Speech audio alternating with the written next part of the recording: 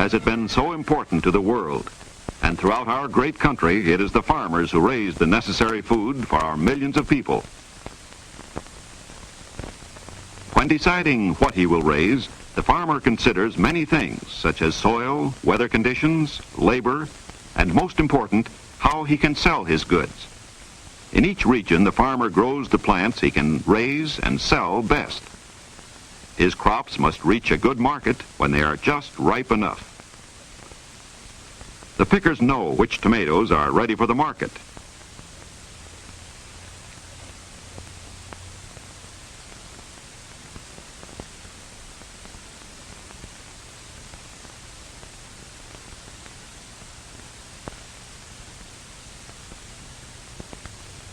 Mr. Reed specializes in vegetables, and he has been trying to sell his tomatoes for the best possible price. He tells his son Bob that he has an order from the wholesale market for a load of tomatoes, and also a cannery wants all he can supply. Bob has charge of the harvest and will see that these orders are delivered. Mr. Reed grows fine vegetables. A farmer is a specialist at raising crops. He sells to a wholesaler who is a specialist at selling the crops. The wholesaler knows the various people who might buy the crop, like grocers, chain stores, restaurants, and also other wholesale merchants. Wholesalers buy in large quantities and distribute to grocers in smaller amounts.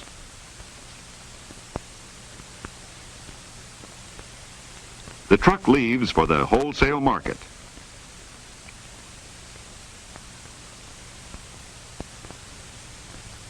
Day and night, farmers load their trucks, so their produce will arrive fresh at the wholesale markets for the early morning opening.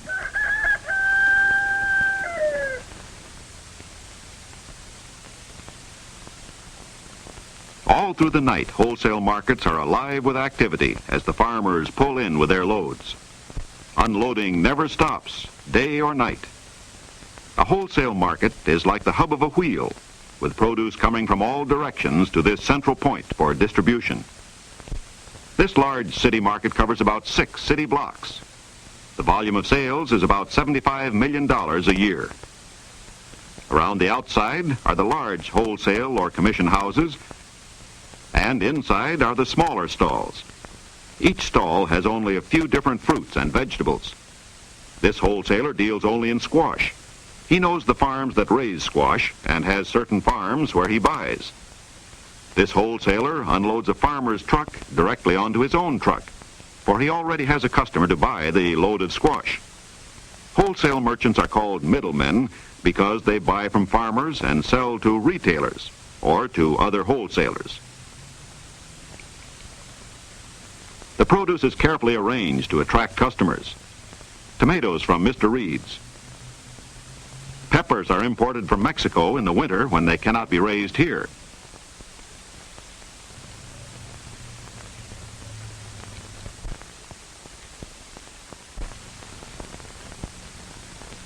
Carrot tops are left on because the carrots look better and keep better.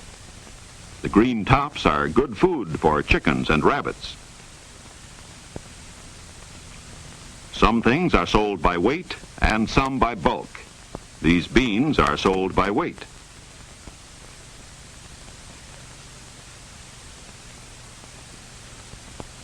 Brussels sprouts require unusual care because they spoil easily. At the farm, they are carefully packed in buckets with ice. Every process of handling vegetables, from the growing to the selling, is planned so they will be of good quality when the consumer buys them.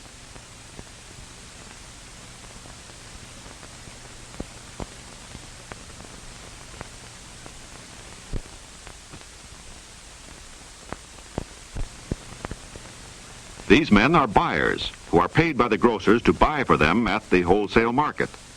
A large store may employ a full-time buyer at the market. Buyers know good quality and the right price.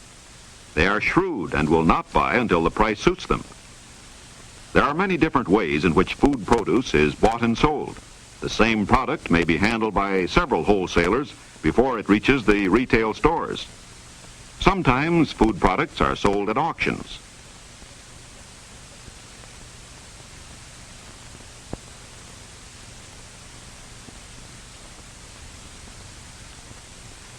Mr. Lane, a wholesaler, buys a truckload of fruits and vegetables and sells to grocery stores. He buys from Joe because his oranges are the best buy. They are firm, a bright color, and have a good skin. He hurries because he must deliver his goods when it is still early in the morning. Wholesalers are also called jobbers.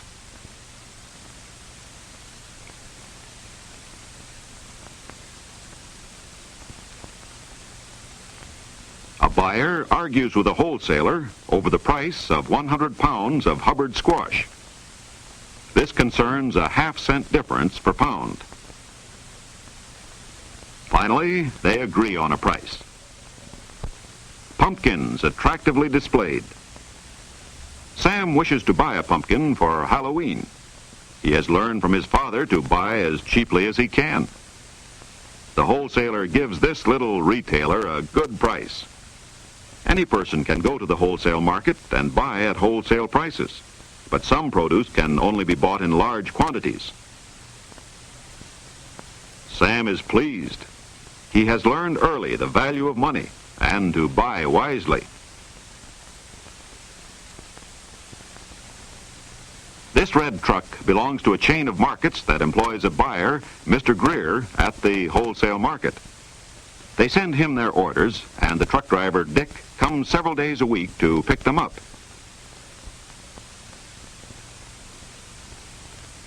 Dick signs a bill for each purchase. Both the buyer and the seller have a record of each transaction. Mr. Greer has bought from the different wholesale stores, whose delivery boys bring his orders to the truck.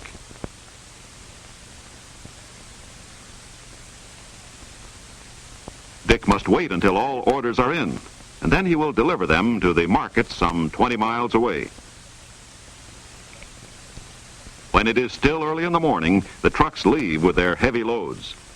Some go to grocery stores, or hotels, or restaurants.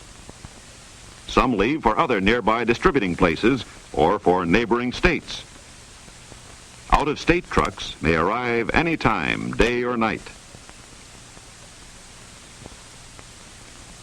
It isn't even 9 o'clock in the morning when Dick arrives at the retail store with the vegetables Mr. Greer bought at the wholesale market.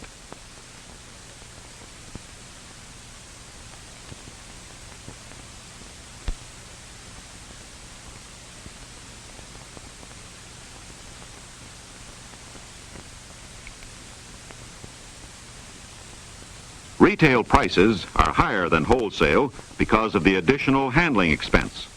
Dick gets a receipt for the goods. At another grocery store, a truck is delivering a load of tomato soup and ketchup, made from the tomatoes we saw picked at Mr. Reed's farm. In this case, the cannery bought tomatoes from the farmer, canned them, and sold the canned goods to this retail market. In the same way, manufacturers buy raw materials, process them, and sell the finished products to stores. A truck is unloading at a warehouse that only handles out-of-state shipping. Another truck is pulling out with a load of potatoes, lettuce, and celery worth $1,800 for Boulder City, Nevada. A truck with a load of mixed produce will make the haul to Tucson, Arizona in 1 day, beating the trains by 3 days. A load of carrots that has come 150 miles. It will unload here and be reshipped out of state. Carrots are perishable, so it is best to ship them the quicker way by truck. The ice lasts several days. The attractive label makes the product more appealing to buyers. A street of wholesale houses with trucks and trains ready to carry the products to the farthest corners of the United States. Each house specializes in certain commodities. Refrigerator cars are used for perishable foods.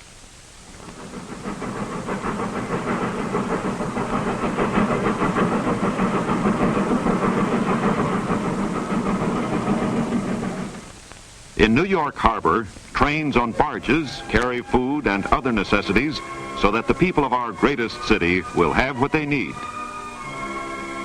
Ships from foreign ports bring us things like spices, coffee, and bananas.